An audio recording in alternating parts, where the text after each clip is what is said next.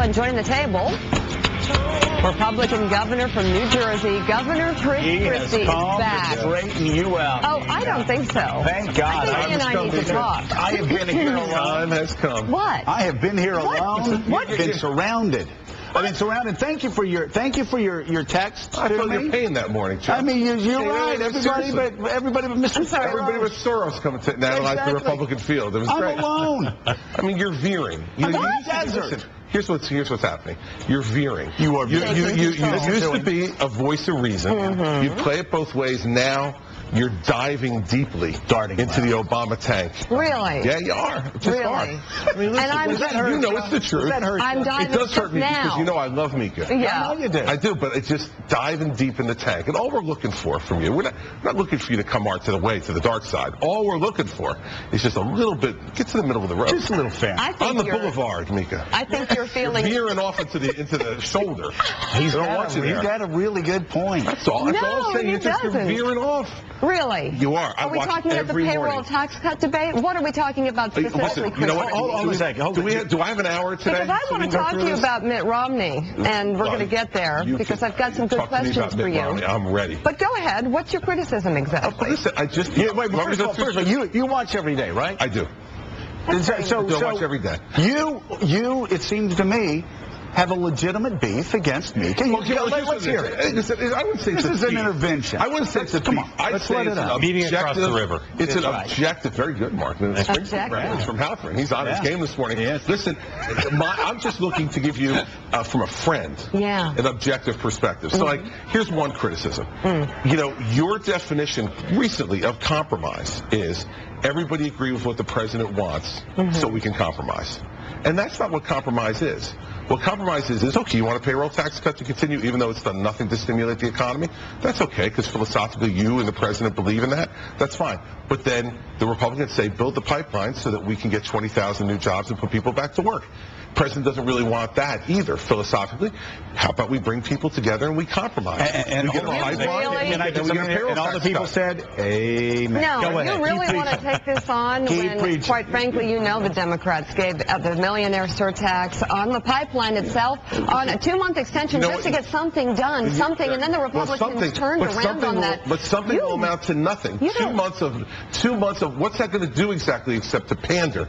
This is the stuff. Here's where my problem is with you. Here's my problem. Oh, yeah. Because you've said you don't want people to pander. You say this out of love. Let me tell you something. Out of a deep and abiding love. Deep and abiding love. And what I'm telling you is that you keep saying you don't want politicians to pander. Right. But a 2-month payroll tax is nothing but a pander. That's all it is. All right. It's a pander. So where's the bad? It's an expensive pander. And if you want it for a year, then give the Republicans something they want too. They have gotten it. They have gotten what they want. The Democrats have given in on several conditions. It's paid for. No. And you can't say that. You can't say the president and Democrats have not given anything on this. They haven't given anything on this. That's just simply not true. You know, when you have divided government, and I've learned this in New Jersey, look what we've gotten done. 2% property tax cap, interest arbitration cap, sweeping pension and benefit reform, all done in a bipartisan way. Did I get every bit of what I wanted? No. But here's what I'm telling people in New Jersey and what I'm telling you this morning, Mika, out of love. Out of love. Okay, there is always a boulevard that exists between getting everything you want and compromising your principles. Sometimes it's narrow, sometimes it's broad. A leader's job is to navigate onto that boulevard. You are a leader of morning television. Navigate onto the boulevard. I'm going to do that Join us on the boulevard. Join me and Barnacle. I'm going to do that I don't know where Halpern is, but join me and Barnacle and Joe on the boulevard. Yeah. I have a question It's just right there in the front seat. I mean, that's exactly right, Mike. And, you know, and by the way, the door's open, by the way, but the writing is Governor. Mike's shirt is smart this morning. Governor. Thank you, Governor. He looks smart. You're doing what Joe does. What? It is filibustering, and it's not going to work. It's a beautiful shirt. Because I have a question. Why is it you hate when loving is so much better? It's a beautiful shirt. Thank you, Joe. Genuinely out of love. Because you talk about the president's leadership and my way or the highway style, or lack thereof. So let me ask you about Mitt Romney. Sure. Because Mitt Romney also was questioning the president's leadership and ability to reach across the aisle last night in his interview with Bill O'Reilly. So I'd like to know exactly why Mitt Romney, the candidate of your choice, which yes, ma'am. I'm not sure I fully believe, but I'll go with it. I'll take your word. I'll keep walking. I'll keep walking. I'm ready. I'm ready to take the incoming. How do we expect him to reach across the aisle if he can't even get to his base and really get his party to get on board with him at this late stage in the game? Well, listen, Mika, one thing I've observed about politics is everything is baloney until you start voting. Okay, nobody's voted yet. And these polls will show you they're baloney. Newt Gingrich was up 20 points 2 weeks ago. Now he's down. You know, Kane was up. Now he's out. Bachmann was up. Now she's in the back of the pack. Rick Perry was up. No one's voted yet. Okay, now I know that we have to talk about all these polls because that's what you guys do. It's part of what you talk about every day. Oh, come on. You look at the polls every morning. I look at the polls, but what I'm saying is that doesn't determine. Mika's saying he can't get his base. Let me tell you something. Mitt Romney is going to be the Republican nominee for president, and when he is, he's proven before in his career that he can reach across the aisle. He was the governor in Massachusetts with an overwhelmingly Democratic legislature, and he got things done in Massachusetts when he was there. That's something that Barack Obama has never in his life proven he could do. Voting present in the Illinois state legislature doesn't count. Not voting and not showing up in the United States Senate doesn't count. If he wanted to continue to be somebody who was a bystander, he could have stayed in Congress for his whole career and not be held accountable for anything. But you know what? It's time to be held accountable. And he has not stood up the test of leadership. Mitt Romney's done that before, and I think when you see it come down to a choice between Mitt Romney and Barack Obama, you're going to see one person who's had executive leadership both in the private sector and as governor, and someone who's still searching around in the dark room to try to find the light switch of leadership. Haven't found it yet. You can close the deal. Mark Howe. What have you heard from your fellow Republican governors and other leading Republicans about what would happen if Newt Gingrich were at the top of the ticket for your party? Well, listen, I think that the problem for us, if Speaker Gingrich were at the top, is that the election would be about Speaker Gingrich and not about the president. And I think as Republicans, this election has to be first and foremost about the president. And I think the Speaker just can't help himself but to make himself the center of attention all the time through the comments that he makes. And as a result, even though while some of his ideas I think are fine, I think some of them aren't. And in the end, he's going to carry so much of that into an election that the election is going to be about Newt Gingrich, and I don't think that's a good thing for our party. Would he be a strong candidate, say, in New Jersey in the general election? He would not. Why not? Well, listen, New Jersey would be a tough state for any Republican. All right, so let's start that as a granted. But I just don't think, I think that New Jerseyans have a long memory about his time as Speaker of the House, and I don't think he was very unpopular in New Jersey. Why? Back then. I think people saw him as uncompromising and incendiary when he was Speaker. So how do you balance things? Looking at Newt, have you ever met Newt? Yeah. You like him personally? Well, listen, I don't know him well enough to say I like him personally, but certainly he didn't offend me when I met him. So here's the thing that conservatives seem to be grappling with. He makes a lot of statements that will hurt him in states like New Jersey, Pennsylvania, Illinois, Indiana, in swing states. And yet, if you look at his voting record, over 90% ACU, lifetime voting record over 3 decades in the House, he balanced the budget, helped lead the charge to balance the budget for the first time in a generation, balanced it 4 years in a row for the first time since the 1920s, welfare reform. If you look at his record, it's a very conservative record. Yeah, well, it's historically conservative. I don't think, how do you balance? I don't know whether I agree with it being historically conservative, but here's the bottom line from my perspective. Well, what was accomplished from 95 through 98 when he was Speaker of the House? Well, there were a lot of good things accomplished, but I think if you talk to John Kasich, he would tell you that it wasn't solely because of Newt Gingrich. Right. And if you talk to other members of your class in the House, they wouldn't say it was because of Newt Gingrich. In fact, many of them would say it was in spite of Newt Gingrich. Okay, all right. So that's one thing. I mean, secondly, what I'd tell you too is that as a governor, I know now after 2 years of doing this job, there's nothing that teaches you how to lead and how to make executive decisions like having to make them. He's never had to make them. And I think we've gone down the road of having a legislator. Is that Barack Obama's problem? Yeah. Is that why we don't elect senators? I think that's typically why we don't, because folks in the Senate, in the House, don't have to make decisions. They're always a subcommittee vote that I voted a different way, and wait, I passed the amendment to the bill that made it look different, and they never have to take responsibility. When you're a governor, you have to take responsibility. In New Jersey, in the end, I'm held responsible for what's going on. And so I've got to find a way to make things work with a Democratic legislature and divided government. I can't sit around and one like the president's been doing. Let me stop you right here. The Republicans, you know. I hear this a lot from the left, especially from people that are going to support Barack Obama no matter what. And I heard it from the right when Bush was president. People that support Bush no matter what. But it is amazing to me how not only the Democratic base, but also the media have become apologists for the president basically throwing his hands up in the air and saying, I'm powerless. I can't do anything. I may control the executive branch. I may control the United States Senate, but I can't do anything because the Republicans control the House of Representatives. First of all, and we hear in the New York Times this weekend, he's not even talking to House Republicans anymore at all. And I understand he can say the Republicans are terrible, and yes, they've been terrible. But when you're an executive, you don't have that option. Listen, Joe, the Speaker of our state assembly called me mentally deranged in the newspaper. Our Senate President called me rotten, fill in the blank. There are a couple of bad words that I'm not going to say here on television, in the newspaper. Do I then say to myself, well, you know what, I'm not going to talk to them anymore? That's it. They've called me these names. You don't have that option. No, you're a leader. When you're the executive, you don't have that option. And my quarrel with the president is that he has not stepped up and led. He has not stepped up and led. He hasn't done the things that you need to do, the difficult things you need to do to lead. And that's my problem with the president. I mean, of course I have philosophical differences with him, but in the end, he hasn't stepped up and led. And Simpson Bowles is the perfect example. Now, we have a contrast between me and the president in New Jersey and in the country. Simpson Bowles came out, difficult, tough medicine. I don't agree with every part of it, but I think it was a common sense plan to try to deal with this debt over the long term. He asked for it. And he took he politically put it on the shelf. In New Jersey, we put forward a pension and benefit plan that hurt everybody. But we fought for it, passed it. We're going to have a solvent pension system, and we're going to have a health benefit system where everybody pays their fair share. So let's get back to the boulevard. You know, up on the boulevard, whether it's a wide boulevard or a narrow boulevard. It always is there, Mike. We're looking for consensus. Yep. So what do you do on the boulevard, trying to get onto the boulevard, when you have to deal with what John Boehner and Eric Cantor are dealing with, a recalcitrant percentage of Republicans in the House who, no matter how much you say, let's get up on the boulevard, they say, no, we're going onto the Walt Whitman roadside rest area and bitch. What do you do? The Walt Whitman rest area is not the place to bitch, Mike. It just isn't. It's not the right place to bitch. Go to the Vince Lombardi rest area. That's the place to bitch. But anyway, listen, the Republicans did find a way. I mean, do the Keystone Pipeline, and they're going to do the payroll tax cut. So you can't say they've always been recalcitrant. They say, okay, you want us to do something that politically we really don't want to do because we don't think it works economically?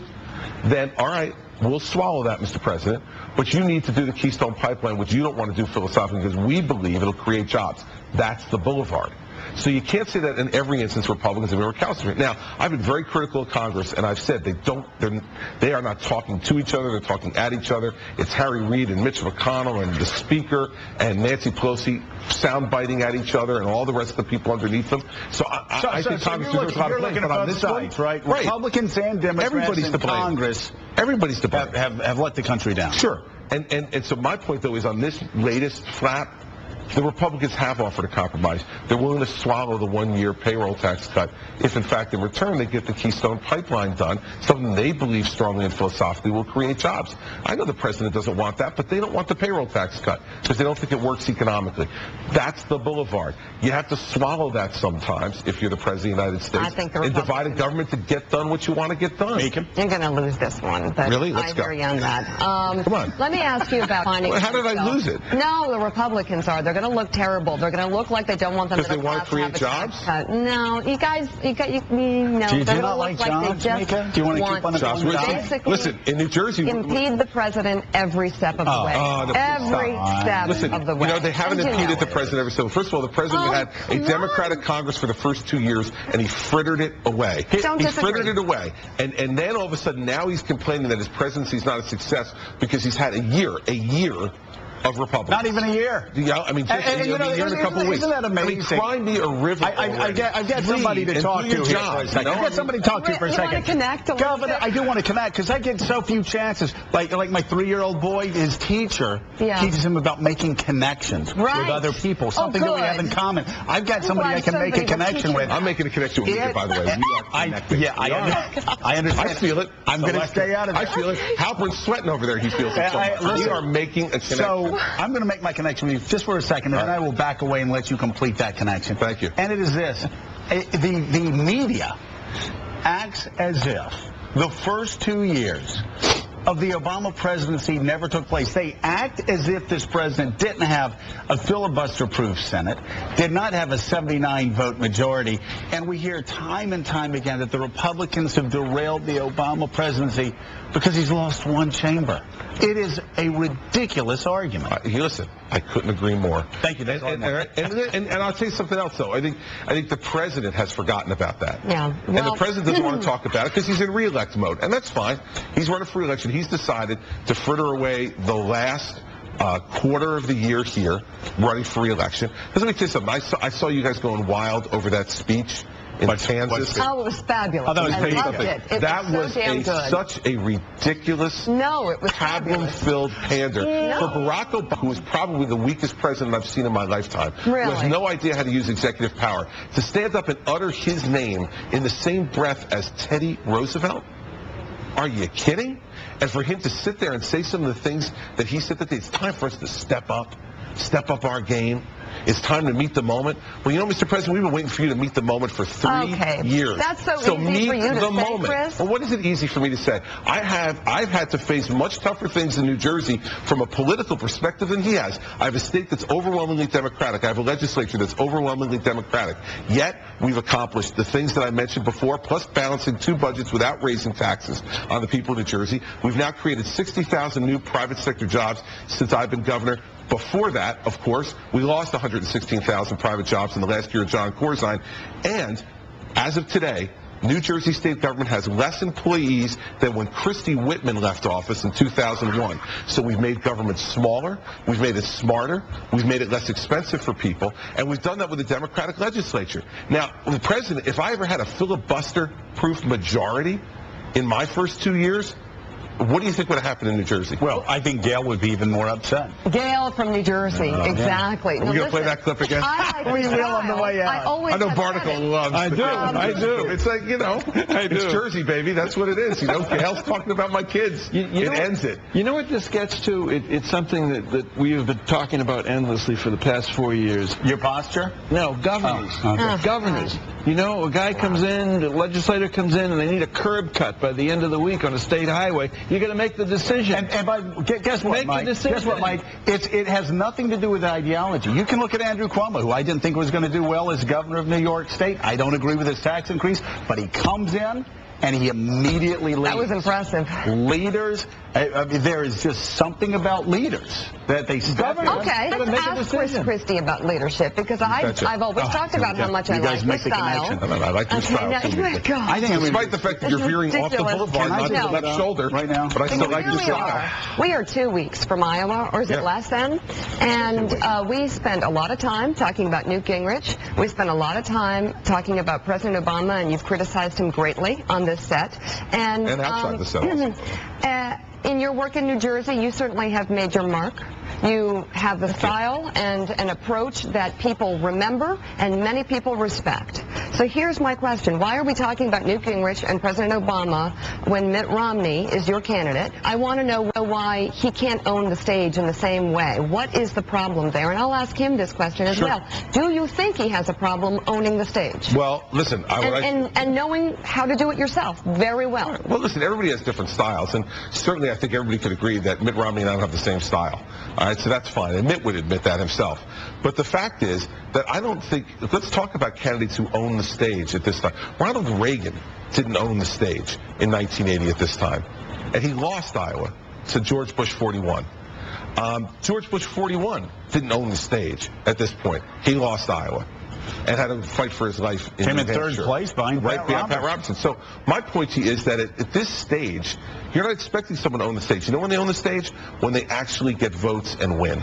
And that's when we know it. They don't own the stage because of polls, and they don't own the stage because of style exclusively. Now listen, do I wish that Mitt would be a little edgier and a little bolder? Sure.